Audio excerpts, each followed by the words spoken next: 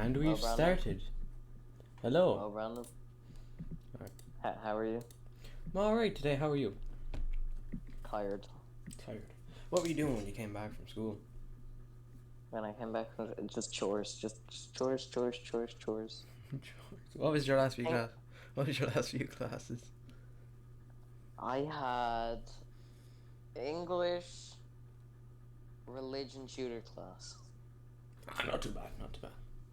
What were your last three classes? Religion, SPHE, and well-being. So You lucky son of a gun. All right. yeah. Should we maybe. Oh yeah. I'll start it off. Okay. Let the caffeine flow through me. Hello everyone. My name is Brandon O'Reilly, and this is Caleb Johnson. Hello. So, today we are going to be talking about the Battle of the Boyne for this project. So, I'll be talking for about half or more. Caleb will take on about the rest of it. We will be doing a few facts, a few questions, and a few questions that people might ask us if we were doing this in front of people. And, yeah, gonna start now. I'm gonna start with when it started, and it is memorized as one of the bloodiest days for Ireland. Okay, so the Battle of the Boyne, which happened in July 1st, 1690, in British history, a major conflict fought along the Boyne River in Ireland between Kings William III, or as some would like to call him, William of Orange, and the exiled King James II, having been deposed and exiled after William's landing on Brixham and subsequent English distortion.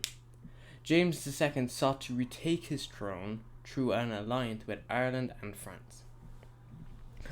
A string of Irish Jacobites, which they were called, victories in the northern countries were followed by a swift but indecisive loss on the Boyne River.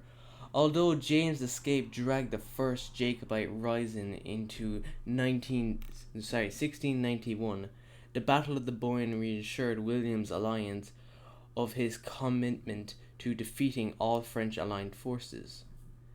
This is information I got from the Britannia website, a great website I recommend to anyone that wants to find information for like previous British battles and history and stuff like that.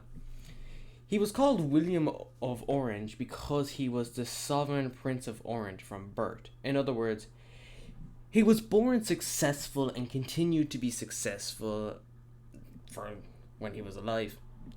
And I will let you, Caleb, take over. And can you answer me?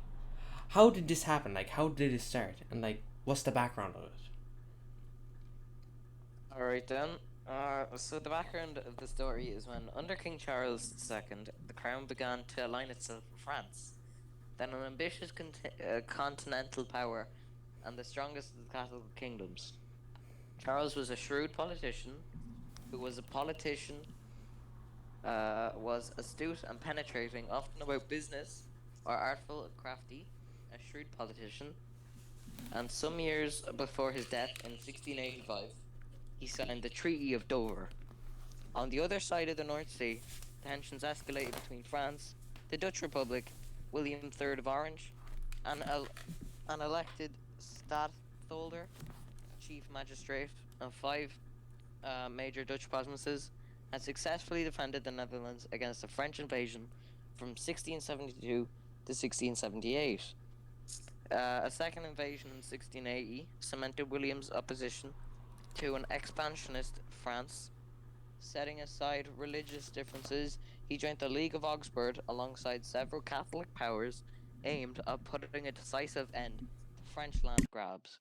Shortly before the end of the French invasion, William had wed his cousin Mary, who was also King Charles II's niece.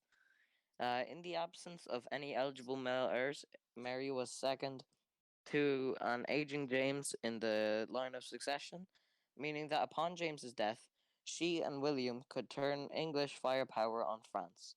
William understood the importance of the Royal Navy in any military designs against France, and such designs would end in disaster if Charles remained a French ally with Catholic sympathies. Unfortunately for William, the line of succession changed in 1688 when King James II's wife bore a son. Like his brother, James sought refuge in France, serving in the French army under Turenne against the Fronde, and later against their Spanish allies.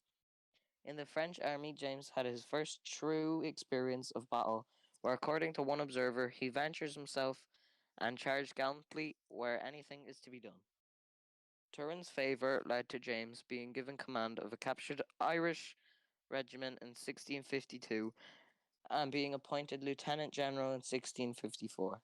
In the meantime, Charles was attempting to reclaim his throne, but France, Charles, although hosting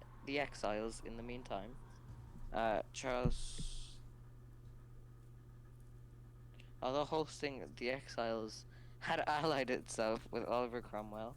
In 1656, Charles turned instead to Spain, an enemy of France, for support, and an alliance was made.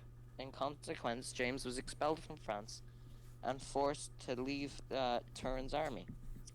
James quarrelled with his brother over the diplomatic choice of Spain over France. Exiled and poor, there was little that either Charles or James could do about the whirler politician situation, and James travelled to Bruges, and along with his younger brother Henry, joined the Spanish army under the Prince of Condé in Flanders, where he was given command as Captain General of 6 regiments of British volunteers, and fought against his former French comrades at the Battle of the Dunes. That is why the battle started, Brandon. I'm going to let you finish off. Can you tell me about Jacob's retaliation and how it ended?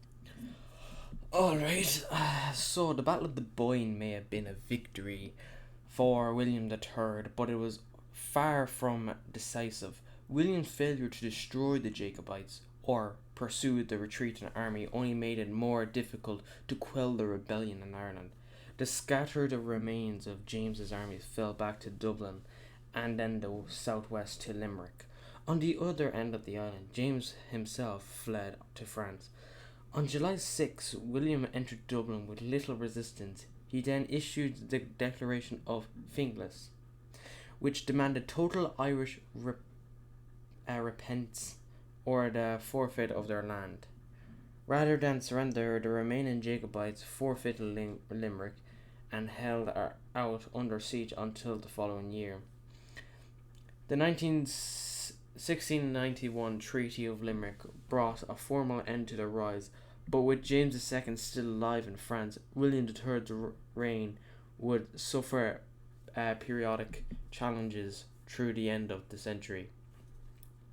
The Battle of the Boyne also had an impact on the continental balance of power. The League of Augsburg was rightfully fearful of France's rising power, and Louis XV's repeated attack on the Dutch Republic were of particular concern. The Franco-Irish defeated at the Boyne reassured William's allies that Louis would not go unchecked. Britain would be counted on to resist French expansionism, which the crown now in Protestant hands. Britain was both political and religious. Opposed to French Catholic domain, William ascended, helped bring in an end to the War of Grand Alliance by 1697. So I'd like to thank you to listening to this podcast. Hope you had a good day. This was me, Brandon. Me, Caleb. Hope you had a good one. Bye-bye. Bye.